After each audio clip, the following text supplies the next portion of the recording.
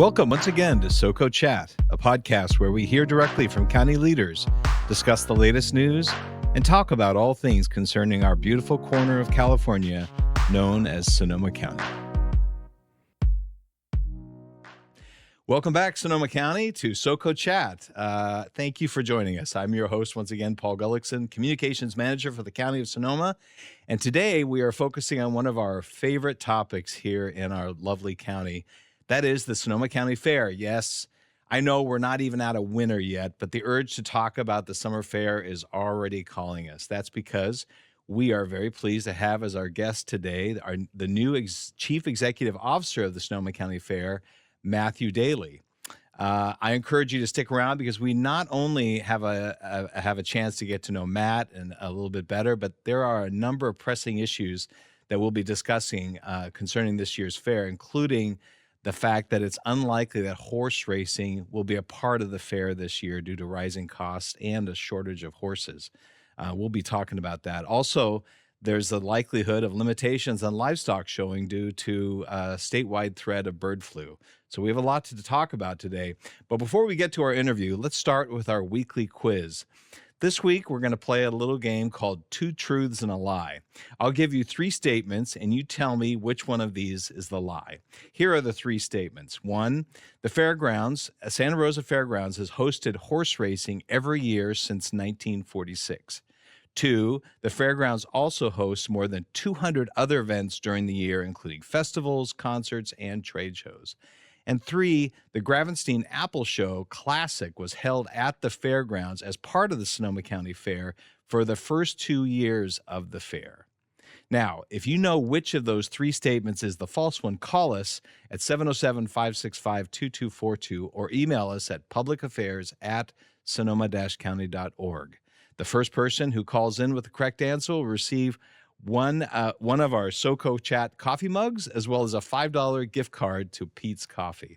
So with that, let's move on to our discussion. Matt, thank you for joining us. Thanks, Paul. I'm glad to be here today. I know you know the answer to this question, so I'm not going to let you, but the answer actually may come up in the course of our conversation today. So that's fair game. I hear you. Yeah. Well, listen, tell us, let's start with the basic question. You've actually been with the county fair since 2022, correct? When you started off as chief operating officer. Yeah, that's right. Yep, that's correct. And then in December, you were named to succeed former CEO Becky Bartley, who we've had as a guest on here, and she has retired. Where were you before that? Actually, I had worked at two other fairs before that. Mm-hmm. The one right before I came to California was in Florida at Mm-hmm. the South Florida Fair. It's in West Palm Beach. Mm-hmm. Nice fair. In January is when our fair was held, so the weather is Mm-hmm. always nicer. Prior to that, I was at the North Carolina State Fair Oh, cool. for a good long while, so Mhm. a lot of experience there. So you wanted to come out west, huh? Yeah, the call west was what drew me out here. The other thing is the agricultural area of Sonoma County. I'm really an ag guy, and when I seen what was here, it just was awe-inspiring, and I had to be part of it. Yeah, I love it. Well, let's get into your ag roots. Where did you grow up? Where are you from? Well, I grew up in northwestern Pennsylvania, Okay. on one of the highest elevations in the state. A lot of snow, a lot of cold, but it was one of the best places on earth to be. I felt like Huckleberry Finn out there in nature. Yeah. That's kind of Puxatawny Phil country, right? It was just down the street, about 50 miles from where I grew up, was Punxsutawney. Well, that's beautiful country. And so did you have a fair experience or a farm experience out there? We had a county fair, Mhm. and I really enjoyed it. And some of my youngest memories were at that fair, going to the fair. At the time, I didn't realize I would wind up in the fair, Mhm. long term. But really, really good memories, and I think that's what set me on this path of going where I'm What at. were your favorite things about the fair back in those days? I think just the community, just being with All the people. everybody in town. Everybody was there with a smile on their face. It was a reason to celebrate. And Yeah. when you're young, you're impressionable, and you get that dirt under your nails. You go and you participate at the fair, and it stays with you a lifetime. Yeah. Yeah. That's what I love about it. We're in an age now where there's more reasons to stay home and not do things. Our movie theaters are closing, restaurants are closing. we're losing those things that bring us together as a community, right? Absolutely. And that's our job. That's our Yeah. job to make them happen. Well, I love it, and the fair does such a great job of providing much more than just fun rides and livestock shows, and we'll get into that a little bit. But so now that you are CEO of the Sonoma County Fair, what are some of your hopes and aspirations for the fair itself? What a big question. I mean, there's so many things I'd like to do with it. Um, the direction I always think of is community first. We're an asset to the community, and Sonoma County is no stranger to, situations where the fairgrounds has to step in and be a resiliency center. So one of my aspirations is really to make sure we're at the ready for our community. Our mission is, teaching people where their food comes from. So that's central to what we'll continue to do. And then, just being a community asset for cultural events and allowing people a place to go and have fun and enjoy the county and what the county has to offer, and just bring all that to the table. It sounds like you're really emphasizing that what an asset this is for our community, not just for the first 2 weeks in August, but around the clock, around the calendar, right? Absolutely. I think it's misunderstood all the things the fair does. A lot of people don't understand that we're really a nonprofit organization, and all of our funding, we earn it. Yeah. Everything we exist on, we earn that money. So there's no public funding. That's a true asset. It's an enterprise fund that supports our community from the community. Yeah. Well, I want to throw in, I'm not sure how much the county recognizes what a partner particularly with the Department of Emergency Services. Whenever there's a crisis, you guys are opening up your doors to help with evacuation centers for livestock, people with large animals and things like that. And you get those cots set up really quickly when they get when they're needed, right? You're totally right. We are there, and we have a great relationship with our county folks. We're there for them every step of the way, and likewise, they're here for us too. So it's a really, really good relationship. Yeah, I remember after the 2017 fires, I went to rescue, I thought, my mom who had been evacuated from a Spring Lake village, and they were all set up over there. And I went to pick her up, and I said, "Hey, she was sitting on a cot and lovely, she was talking to everybody." And I said, "Well, Mom, we got to get going." And she said, "Oh yeah, but they're about to serve lunch. I'm really comfortable." It took a while to convince her to leave, so I always remember that. Well, let's get into some of the challenges that we mentioned at the outset. What is going on with live horse racing at the fair? It sounds like there's a good chance it won't be happening this year. Or where are we? Yeah, it's. I'll give you the short answer to a really complicated situation. Is there's a lot of horse racing in the state, and Golden Gate Fields was kind of the central area for that. And when they closed down a year ago, all the horsemen and the horses didn't have anywhere to really be. So Pleasanton stepped up and became that facility. Okay. And another organization that typically runs race meets agreed that they would run a certain number of meets there and see how it went. Well, it didn't go so well. So financial constraints on that situation and some other factors came into it. But long story short, Pleasanton is now ending their run as that went on. I believe March 25th is their last day, and it's moving to south even further. Yeah, which means there's really no horses. We could run, we just wouldn't have any horses to run. Right. Is our fear. And there are financial obligations to racing that are pretty substantial, and we've always done it. It's a legacy. It's what built our fair. Right.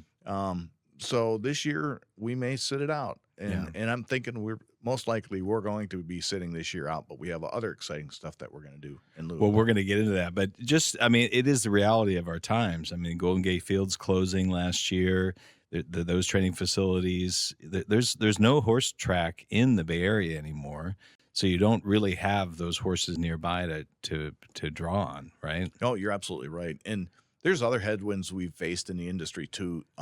Animal welfare has always been central to the race, although we've gone to great lengths to make sure these animals and the jockeys and everybody associated with racing is just very careful and all in compliance.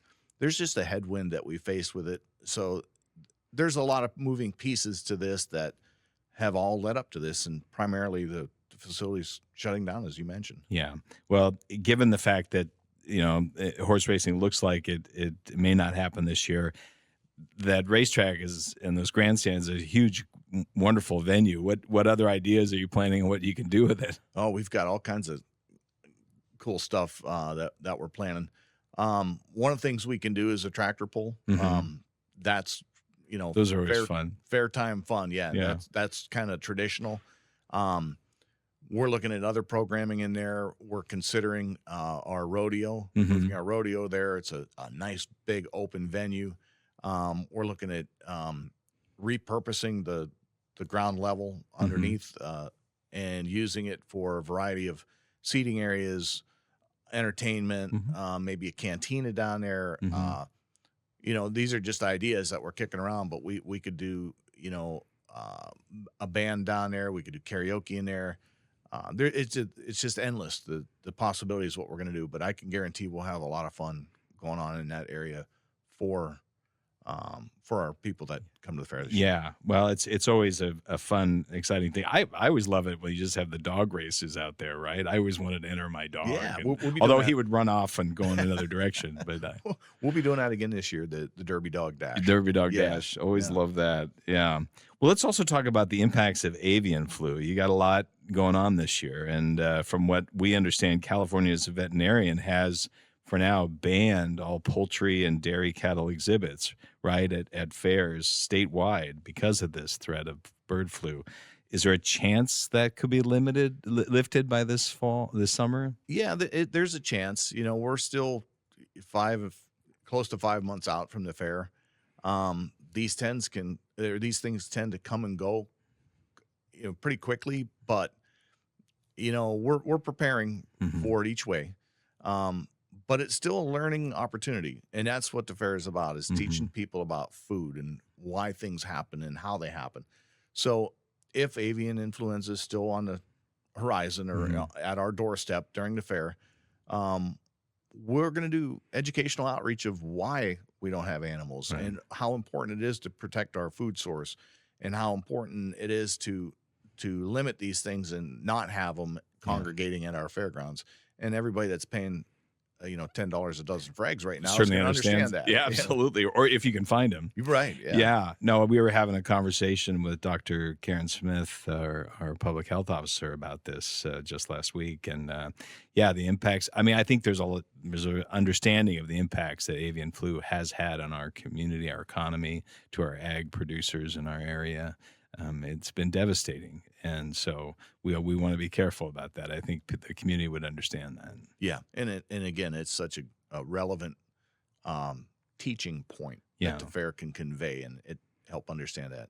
Yeah. So at this point, what is the message to those who are hoping to take, or they're raising, dairy cattle or dairy cows or poultry and are hoping to do some showings? What's the message to them right now? Pretty much, keep your thumb on the pulse of the Department of Keep Ag track. and their message and what the state vet's office is putting out. Yeah.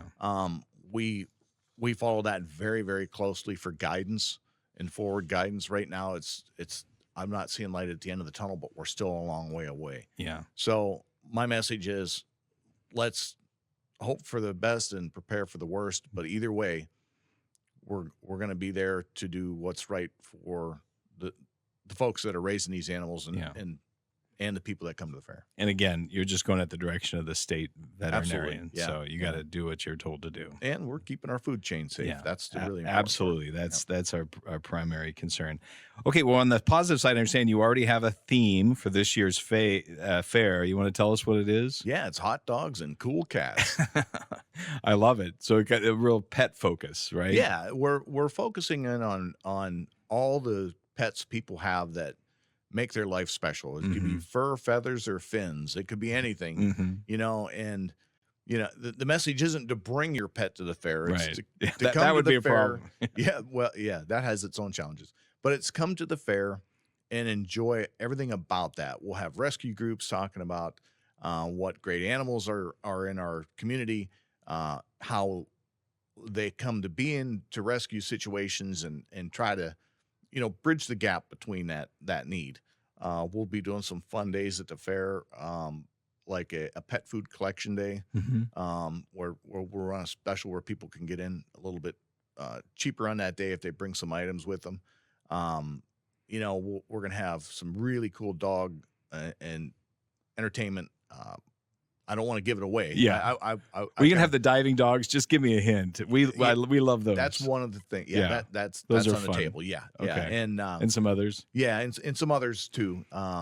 Acrobatic dogs, Oh. things like that. But there's a lot of little cool side things that are starting to happen. People are going, well, we could do this or we could do that, and there's a lot of synergy and a lot of energy behind it. And I really think it's going to be a great theme. It's not traditional in fairs. I've not seen a fair do a pet theme in my years, so it's it's kind of new territory, but I think it's going to be great. I think it's really going to go well. Well, certainly it's a theme that I think everybody can relate to in some way, and so that sounds.